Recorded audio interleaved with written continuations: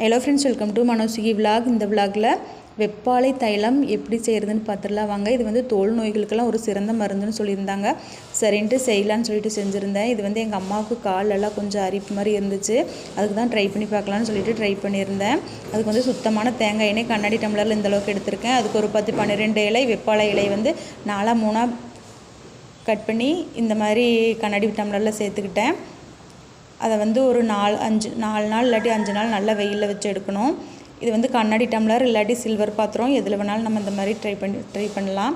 First நாள் பாருங்கள், இந்த மாதிரி லைட் ஊதா கலரில் வந்துருந்துச்சு. செகண்ட் நாள் நல்லா டார்க் ஊதா கலராக வந்துருந்துச்சு. அப்புறம் 3வது நாள் நல்லா கலர் சேஞ்ச் ஆகி இந்த மாதிரி வந்துருந்துச்சு, லைட் கலர் மாதிரி. 4வது நாள் இதுலேயே டார்க்காக மாறிடுச்சு. அப்புறம் 5வது நாள் வந்து நல்லா வெயில் அடிச்சிருந்துச்சு. அதனால் இந்த மாதிரி கலர் வந்து லைட்டாக சேஞ்ச் ஆயிடுச்சு. இதை வந்து ஒரு 2 நாள் நிழலில் வச்சுருந்து அதுக்கப்புறமா நான் இந்த மாதிரி வடிகட்டி எடுத்துக்கிட்டேன். ரொம்ப நல்லா வெயில் அடித்ததுனால நான் 4 நாள் தான் வச்சேன், அதுக்கப்புறம் வைக்கல. லைட்டாக வெயில் அடித்ததுன்னா ஒரு 5 நாள் வச்சு எடுத்துக்கலாம். இந்த மாதிரி வடிகட்டி எடுத்து ஒரு பாட்டில் ஸ்டோர் பண்ணி எங்கள் அம்மாட்ட கொடுத்துருந்தேன். எங்கள் அம்மா காலுக்கு வந்து ட்ரீட்மெண்ட் எடுத்துகிட்டு தான் இருக்காங்க. இருந்தாலும் இந்த அரிப்பு ரெடியே ஆக மாட்டேங்குது. இந்த வெப்பாலை தைலம் கொஞ்சம் கேட்குன்னு சொல்லியிருந்தாங்க. அதனால தான் வந்து இதை வந்து செஞ்சு கொடுத்துருந்தேன்.